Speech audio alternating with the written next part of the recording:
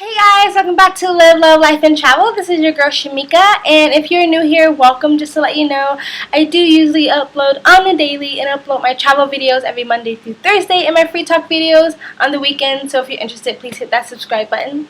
So today's video was supposed to be my first LSD experience video, and I'm going to postpone that video till next week. And it was going to be my video because that's what was requested. I gave people a choice at the end of my last Storytime video. And it is Storytime Sunday, so welcome. I think these videos are released a little bit late. Here in Thailand, we are a day ahead for the most part, and so I think I got like my days mixed up, but I'm still going to try to release them accordingly. And so since my last video was my polyamory video, I'm going to try to release, spread out my controversial videos just so everyone would be more like comfortable. I mean, I don't think they're controversial at all, but I understand that some people feel like they're too left wing or whatever, and so I'll just like spread them out a bit. But it's coming, actually. It's going to be next week, and it's going to be amazing because it was amazing. So anyway, so this storytime video is going to be the first time I fell in love in Thailand, and then he broke my heart. So let's get started. So it was probably only like 3-4 months of me being here in Thailand, and I was having fun on my Tinder app, which is a great way to meet people romantically and non-romantically if you're traveling, especially if you're a solo traveler.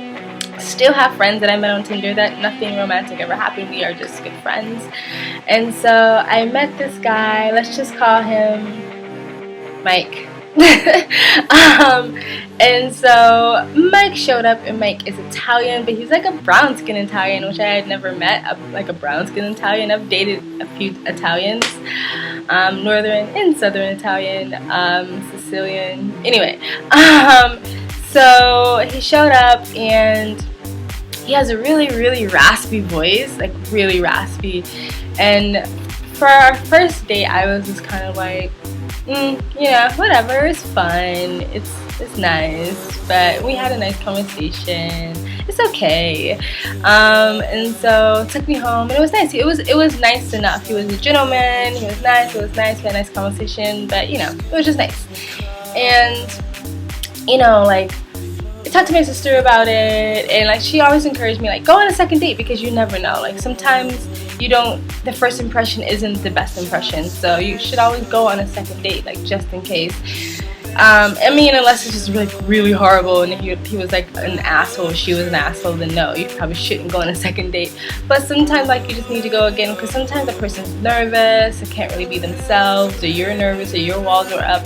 So he asked me out a second time, and we went on a second date, and for some reason the second date was like so much better, and like all of a sudden this chemistry and all these sparks was there, and it was like, oh, like butterflies in my stomach. And I'm trying to remember what our second date was. I don't remember what our second date was, but I think we probably just went out to dinner or something. I think we went out to dinner. Yeah, we went out to dinner. We went out for ice cream. We ran into a couple of his friends, I believe. I think we had like Burmese. Yeah, I think that's what we did. I'm not sure. But anyway, for some reason, that second date, I just found out that we had like so much in common. Our outlook and our life philosophy was exactly the same. Exactly like what we wanted out of life.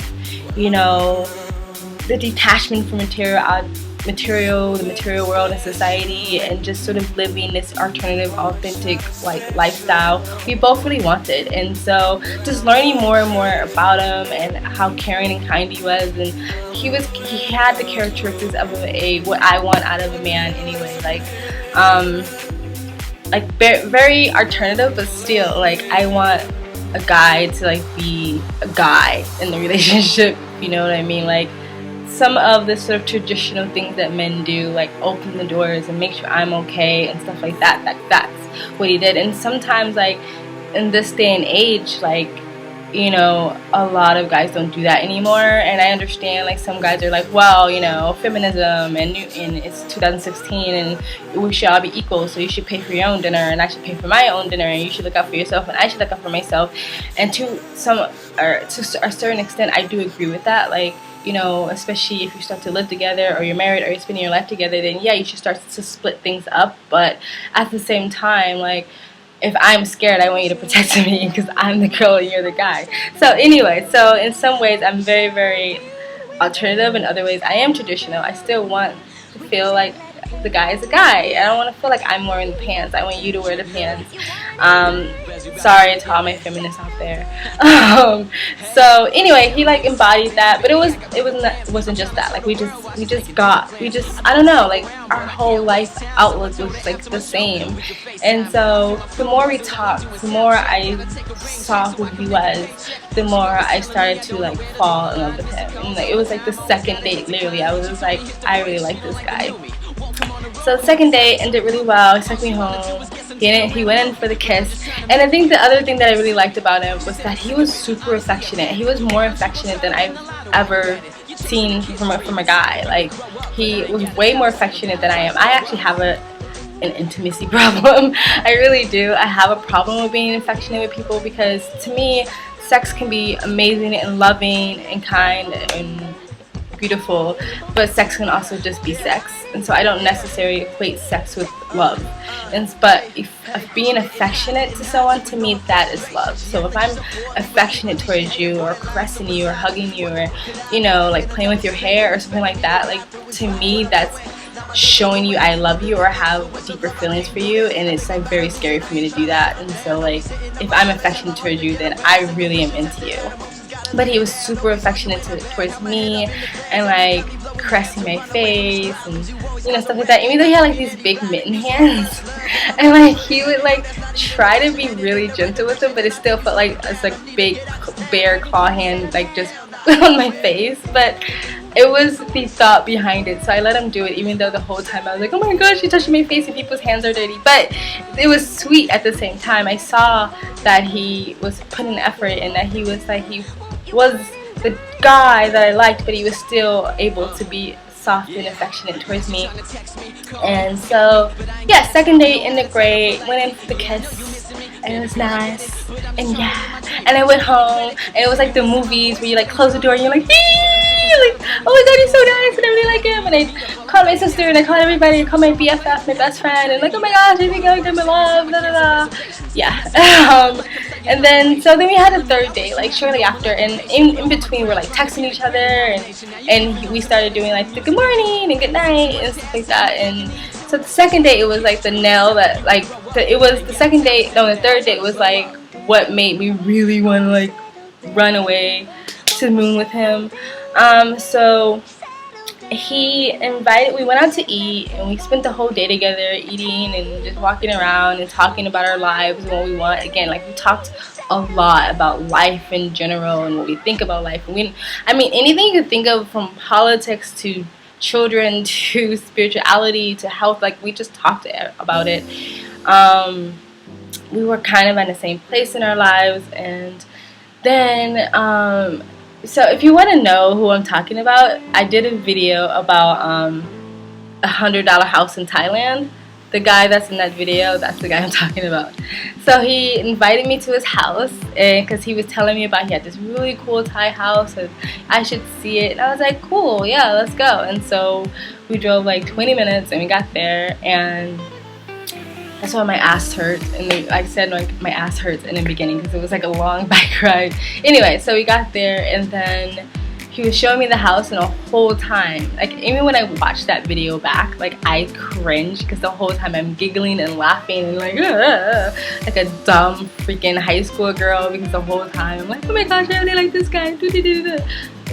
Anyway, and so when I turned off the camera, like it didn't end. Like we spent the whole day there, and we didn't even. The thing is too with this guy, like we didn't do anything sexual together for like 7 dates or something, or 10 dates, which I know is not like a lot, but still, like I like the fact that we didn't feel the need to rush, even though I wanted to, but he didn't feel the need and that was new for me for a guy to not want to rush into having sex. Like, he wanted to wait, and so that was new for me. That was a new experience for me, and I appreciated that, even though like I kind of wanted to, and so we stayed up till like 6 in the morning just talking. And everybody's experienced that, right? Like, when you meet somebody you really into, and you just talk and talk and talk and talk and talk, and it's not like one person's like like the girl, but like it's like you're both just like so incredibly passionate about whatever conversation you're talking about, and you're just really enjoying each other's conversation. You're like, yeah, oh my god, you get me, I get you, like, oh my god, this is amazing, da da da da. So like, we talked about his family and my family, we talked about my past, his past, like we just talked and talked and talked and talked and talked and talked. We, he went out and got us food, he came back, and then we talked, and we went out again and got us snacks, and came back, and we went out again and got us breakfast, dessert, and came back, and we just kept talking and talking and talking and talking, and then the sun came up, and we were like, oh, we should go to sleep. And so we went to sleep together, but we just cuddled. It was nothing else. And found out that he's like a bear cuddler, like the guys who like wrap their arm all the way around you and like bear lock you, and you have to like wiggle your way out. Yeah, that guy. So we like so yeah, we just cuddled and like woke up, and we went to breakfast at a place nearby his house, and it was just like a continuation of just the date we had the night before, and it was awesome, and it was lovely, and it was nice. And after that, like, we went on a few more dates after that, and every single day it was like me just falling more and more in love with him, and him being more affectionate towards me, and me feeling like he felt the same way. And then he had to go on a business trip.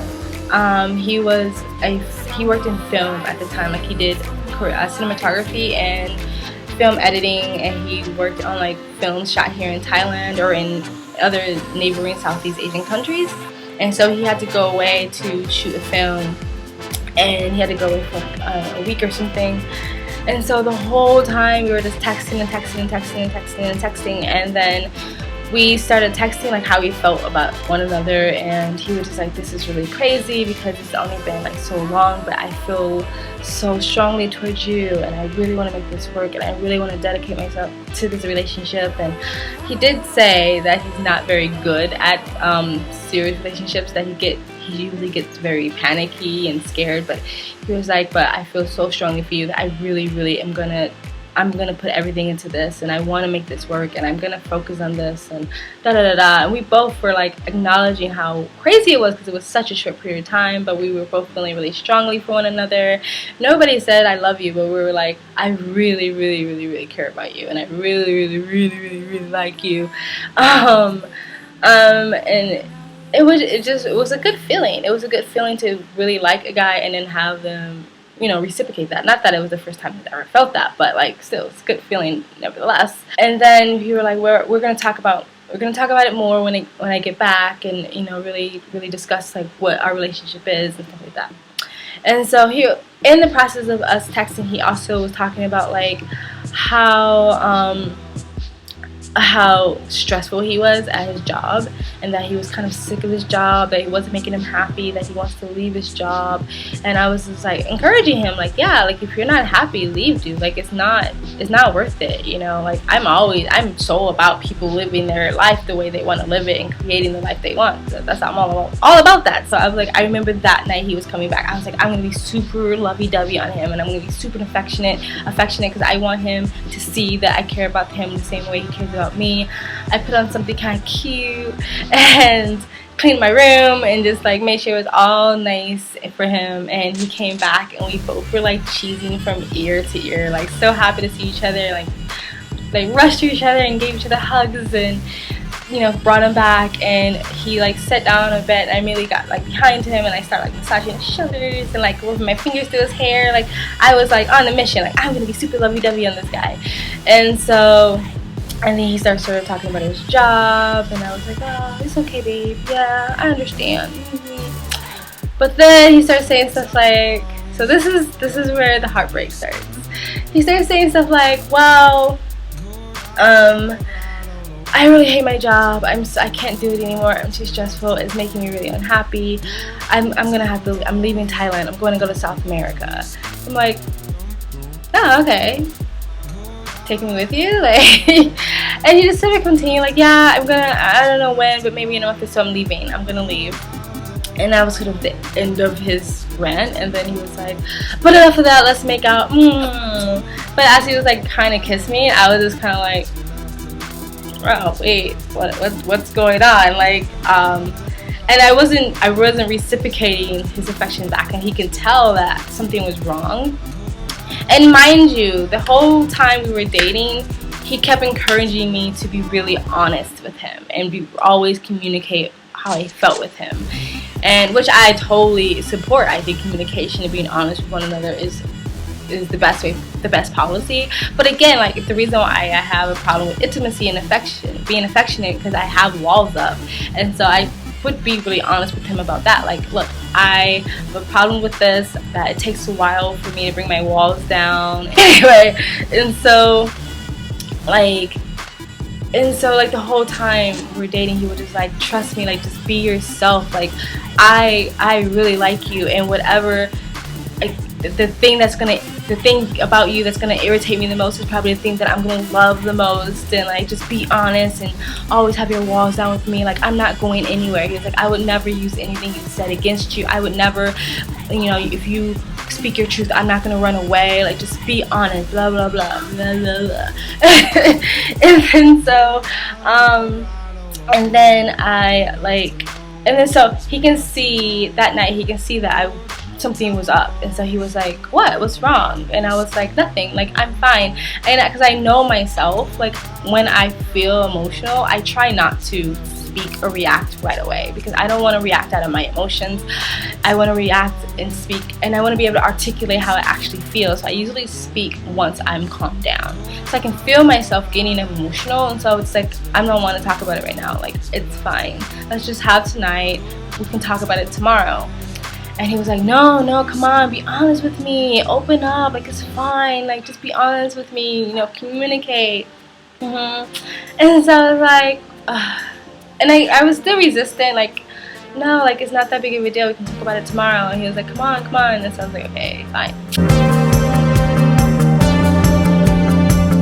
So after the conversation, we actually had kind of a disagreement and a little bit of a fight and argument that went way left, and I don't really want to discuss that in this video. Maybe I'll discuss it in another video. And he ended up leaving, and it broke my heart. I don't know, like, it ended really bad. Like, we had a really big fight, like a really stupid, dumbass fight, and to the point, like, we just couldn't stay friends for a while after that. I just basically felt like, I don't know how to talk about that part of it, because I don't want to talk about the fight. So, like, maybe I'll talk about the fight another day. But it was one of those things that went from 1 to 100. It was no violent, it was nothing like that. It was really just words. I just kind of felt like he communicated certain things in a way that made me believe something was gonna happen, and then he sort of took it back. Long story short, like, we didn't see each other for a year after that, and he ends up being on the same island that I was working on when I started working the hostel. And it was really crazy, because he like showed up at the hostel, and I was like, what the fuck? Like, it had been a year now, and I was like, oh my gosh, like, I thought I got rid of you, and all these like kind of emotions started coming back, because I really was like into him. And then we reconnected, we went out a couple of times, and this is the thing where I'm kind of like, is falling in love real? Like, is that really real? And maybe it's just a chemical thing. Like, maybe long-term love and developed love is what's real, and the whole falling in love thing isn't. Because even when we started hanging out again, that intense, emotional, loving feeling that I had towards him was non-existent. I wasn't even sexually attracted to him at that point anymore. It was like whatever I felt for him was gone. And I really couldn't make sense of it. Yes, we had a fight. Yes, we broke up. Yes, he kind of crushed my heart. But I thought like if you're in love with someone and you see them again, you would feel something like that again. And I didn't feel absolutely anything. And it could be because I had my walls up and I was just like, yeah, you did that to me. You made me cry. Yep. And so like, and let me tell, like when we broke up, it really did crush me. I almost like went home. Like I almost went home, which is a stupid girl thing to do, and I'm very glad I didn't. Like as I'm telling this story, I'm like, what do I want to say, what I don't want to say?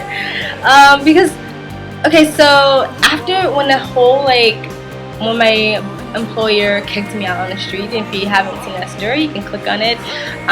He actually found out about it because I posted it on Facebook for people to sort of help out, and he actually sent me a message saying, hey, I can help you, what happened, what do you need? And I completely ignored it because I was like, I don't trust you, because like I said, when we had the fight, like there was another side of him that came out that I never saw before. Like I said, it was nothing violent or anything like that. It just he went from being very affectionate to being very, very cold.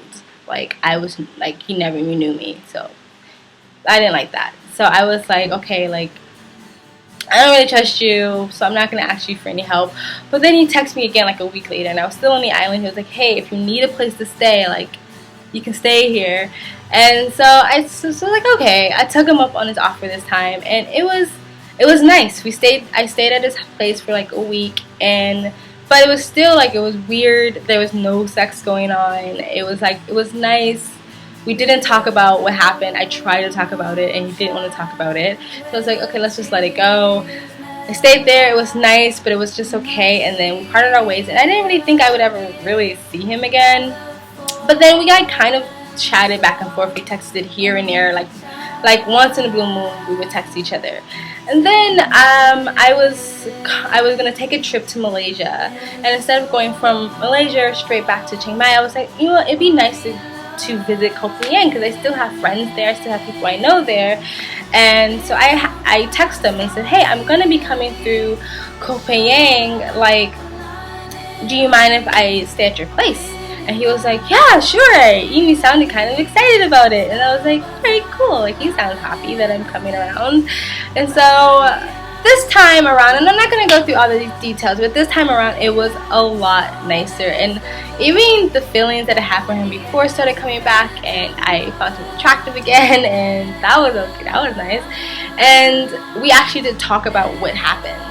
And like I said, I'm not going to go through the fight in this video. I just feel like it just make it too long, and I don't know, like maybe I go through the whole argument in another video. But he did apologize, and he was like, look, every time I look back on that event, it makes me feel really uneasy and uncomfortable, and I'm really sorry that ever happened between us. And I was glad that he said it, because I felt the same way. Like we really connected on a level that I hadn't connected with anybody else in a really long time.